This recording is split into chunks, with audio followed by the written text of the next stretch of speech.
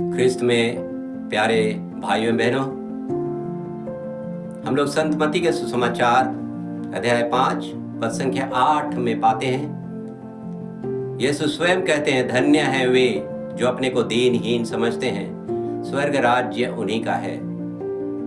और यीशु चाहते हैं कि हम सभी ईश्वर के राज्य का अधिकारी बन जाएं। और इसके अधिकारी बनने के लिए हमें स्वयं को दीनहीन बनाना है, स्वयं को निर्धन बनाना है। और इसकी निर्धनता का सबसे अच्छा और पहला उदाहरण हमारी माता मरियम है, जिसका त्योहार और जिसका महीना हम अक्टूबर महीना में मनाते हैं। और अपने को दीनहीन बना करके ही माता मरियम ने गब्रिएल दूत के उस संदेश को ग्रहण किया, ईश्वर के वचन को ग्रहण किया, और वह उस वचन को ग्रहण कर वह अपने देह में रखी और उस देह उस गर्भ में रखी और गर्भ में रखकर उसे पैदा किया और उसे हमारे लिए जीवन स्वरूप प्रदान किया, जो हमारे मुक्तिदाता कहलाए।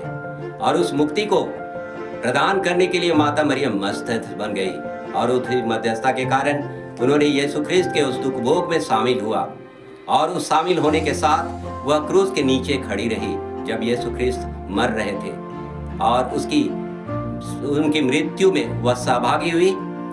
और जो यीशु ख्रिस्त में मर जाता है वह नवजीवन प्राप्त करता है। इसलिए यीशु ख्रिस्त के दुख भोग और उसकी मृत्यु में सहभागी होकर माँ क्रूस के नीचे खड़ी रही, वह बैठी नहीं। खड़ा रहने का अर्थ यही है कि वह उसके दुख भोग में सहभागी हुई, और सहभागी होने के कारण वह हमारे मुक्तिदायी कार्य को आगे बढ़ाया।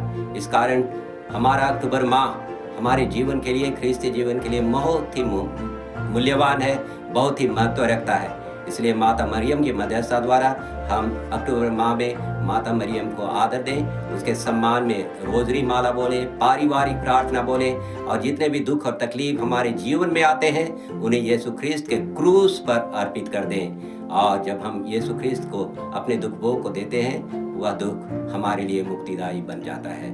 इसलिए हमें निरंतर जो भी दुख भोग आता है माता मरियम की तरह त्यागना नहीं है, उसे धैर्यपूर्वक सहन करना है। और जब हम धैर्यपूर्वक सहन करते हैं तब हमें मुक्ति प्राप्त होती है। पिता और पुत्र और पवित्र आत्मा के नाम पर, आमीन।